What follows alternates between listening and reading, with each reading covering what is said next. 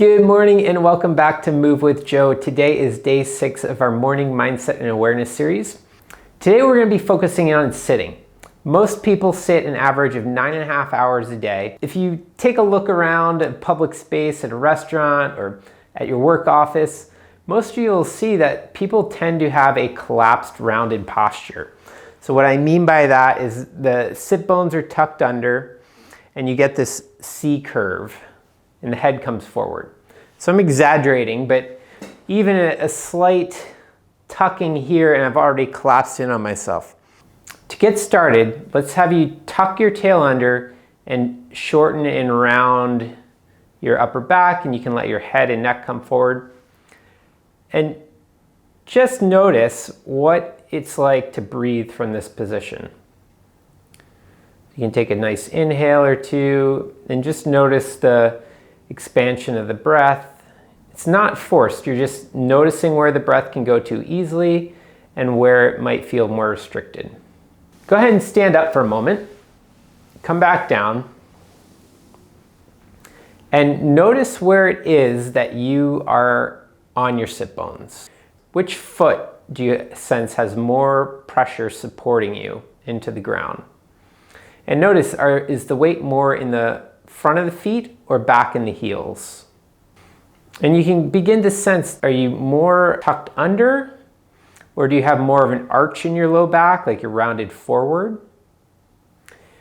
And lastly, notice your relationship of your head and shoulders. So does the head feel like it's a little bit forward? Does it feel it's a little back? And so you begin to notice how you're organizing from the surfaces that you're on. And now go ahead and slide your hands so that the fingertips are going to be pointing in towards each other. So you'll slide one under each butt cheek and slowly just wiggle around a little bit so you can find your sit bones. And once you've found them, you can kind of roll around a little bit. Imagine you're doing a little hula hooping. And so you can begin to feel some of the outer edge. If you curl your inner fingertips, you can feel the inner edge of the sit bones. And so you start to just build an awareness of where your sit bones are in space. And then go ahead and round your pelvis forward and back. So you can imagine your pelvis is a bowl. And we start to tip the bowl forward so the water begins to spill forward out of the bowl. And we tilt the pelvis back so the water spills back out of the bowl. So you begin to tilt back and forth. And notice at what point does your spine begin to get tall? And when do you start to find your spine shortening? And so if I do this from a side view, you may notice as I tuck my tail under, my spine goes one direction. As I extend, my spine goes another direction.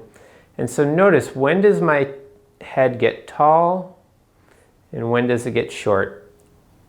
And so you can notice that within your own movement. When do you notice that you become taller? When do you get shorter? And both end ranges, your head will become farther from the ceiling. So we want to get to the spot where we're clearly on that bony prominence called the sit bone, or the technical term is the ischial tuberosity. So we want to be on the point that gets us to the highest point of our head being up towards the ceiling, but without overdoing and contracting the low back muscles too much. So just play around with it for a little bit longer. So another thing that people may be doing right now is, instead of moving from the pelvis, they're moving from the torso. So let's just have everybody move from the torso. So that would be coming back and forth with the torso. And you'll also notice that your sit bones are moving back and forth here. But it's different because you're not getting that movement through the lower back and the pelvis isn't moving. You're moving your torso on your pelvis. So this will be an important distinction as we start to come up to standing. All right, please come up to standing. And then go ahead and sit back down. And I want you to observe how it is that you begin to sit down. So how do you distribute the weight? And when you sit down, at the very last moment before you touch, are you still in control of the movement or have you begun to fall? So if you're like most people, when you go to sit down, you begin to bend the knees, you begin to tuck the tail, and then at some point you collapse into the seat. So right about here, I've lost control and I fall. And so that's putting compression into your spine. So how can you begin to find the support as you come down where you can maintain the control going into even a lower and lower seat? So here's the trick. So instead of bending your knees and tucking your tail, the first thing you want to do is begin to drive your hips back. So you're hinging from your hip joints. And as you drive your hips back, you can bring your arms out as a counterbalance. So it's just like a body weight squat. And so you can begin to practice being able to come down, touch, and come back up. And if you need to, you can either stack some books or make your seat higher to initially start if you're having a challenging time with this. Get to a spot where you can clearly maintain control, coming down, and then standing back up. Coming down, standing back up. And if that is easy, continuously work to a lower and lower spot to the point where you start to have maybe a little bit more difficulty. Now, the nice thing about this is as you drive your hips back, you're actually bringing your sit bones up. So when you go to sit down, you're already on top of your sit bones. So let's play around with a couple little movements that will help to begin to develop this. So first, let's have you begin to start to hinge forward from your hip. And so you can think, so you have this long spine, 24 vertebra, a sacrum, and then you have your hip socket. So as you start to hinge forward, you want to lengthen out of the spine so that your head gets long. And as you go forward, you can think about your sit bones driving backwards as a counterbalance. So upper body stays long, sit bones drive back, and at some point here, you're going to bring your center of mass over top of your feet. If I go to sit here, my feet are way out in front of me, so the only way I can get myself up is to use effort. So I have to will myself up. I have to use a mechanical force to propel myself up, which is fine, but it's not the most efficient way to do the movement. And in particular, if you have some type of discomfort in your hips or your back or your neck, that straining of having to really use momentum in that jerkiness causes your nervous system to hold, and that can compress some of your nerves. So let's have you slowly begin to come forward and lengthen and just come up a little bit and then back down. And as you do that, go ahead and bring your hands to the floor. And you can use, if you need a little bench, you can use a little bench. But if you're comfortable bringing your hands to the floor, slowly begin to lift the butt off the seat and then back down. So it's just this little lengthening at the legs, lifting, down, lifting, down, lifting, down. Good. Come on back up, give yourself a break. Okay, So now you're going to take one hand, let's say your left hand, you're going to place that underneath your right leg, and you're going to slide your right hand behind. And if it's comfortable, you can interlace your fingers. If that's uncomfortable, you can slide one over the other, or you can just do it with your hands out from underneath you. But this provides a certain amount of constraint that will help you begin to make this movement.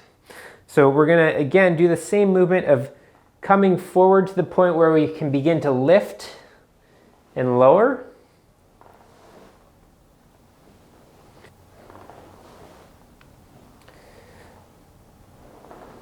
And then if you can go all the way up to standing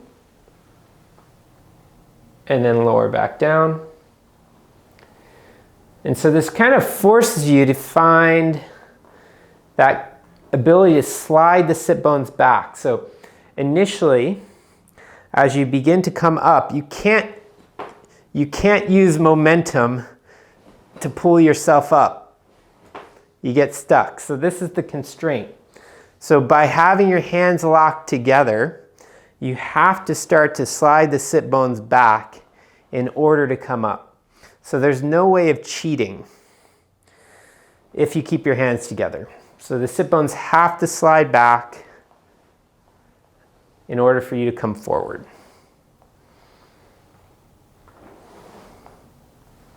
All right, good. Give that a break. Shake out your hands. And then let's do the same thing on the left side. I'll switch directions so you can see.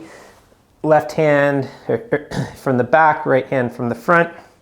Go ahead and put the fingers underneath the sit bone, and you're going to begin to round forward just so the sit bone can come up.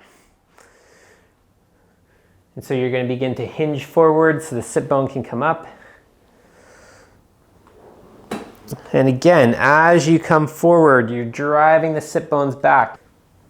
You could even think about pushing the sit bones back. Okay. And then if you'd like to come all the way up to standing, you can. Back down. And you can see, I can stop and reverse at any point. So this is part of the ability to have reversible movement. All right, so one more time. Come up off, hinge forward, up off your sit bones. You're going to grab onto your glutes from the back. And I want you to pull your glute tissue out so that as you come down, you're right on top of your sit bones. And again, from here, you can tilt forward back a little bit until you find that you have the maximum length over top of your sit bones. And so here, now I'm on top of my sit bones. My sit bones are supporting the pelvis. The pelvis is supporting the rib cage, which is supporting the shoulder girdles, which is supporting the head and neck. And so I can maintain this upright position without having to use any additional force or effort. I purely just found my skeletal support. So that is very different than sitting with the tail tucked under and pulling myself up. Because here I'm having to engage my low back. I've stiffened that up. I'm pulling back my shoulders, and that's not going to last very long. Eventually I'm going to get tired and I'm going to sink back in. So go ahead and maintain that, find that spot on top of your sit bones. Once again, come up onto your sit bones. You can grab onto the glutes, pull the sit bones back, pull the glute tissue back. And once again, notice your internal support. So you can sense the weight in your feet, and just notice that there's more of a distribution. You can notice your placement of your feet, and go ahead and bring them a little wider for a moment, and then a little bit more narrow. And just play around with where is that optimal spot for you in terms of how the weight comes through your feet into the floor and how that ground reaction force comes back up through your legs to help support your pelvis. And then you can sense the length of your spine. Go ahead and place one hand in the low belly and one in the small of the back, the low back. And you can take a breath and see if you can sense the breath going into both hands. So you're breathing into your lower abdomen and your low back. So you take a deep breath, and as you exhale, see if there's some softening. So if you have too much tension in your low back and you're really arcing your low back to sit up tall, you're not going to feel much breath back here. But if you have the organization of being on your sit bones and you're organized so that the pelvic bowl is supporting the upper body, you can find some nice expansion in your low back and your abdomen. So as you breathe, you get expansion in both, and as you exhale, they come back together. So that's a nice little test to see the quality of the movement and whether or not you're able to let go of some of that holding that a lot of people suffer from. And so now what I'd like you to do is take a couple inhales and just notice the quality of the breathing from this position.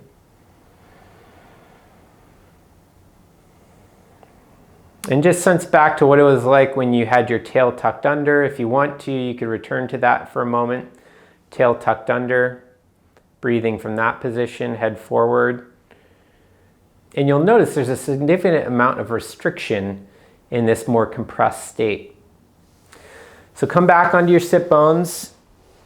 You can sit up for a moment, grab the sit bones, pull the glutes out, and close your eyes. Just tilt back and forth just a little bit until you find your center. From here, take a couple more deep inhales. And as you're breathing, just set an intention for today.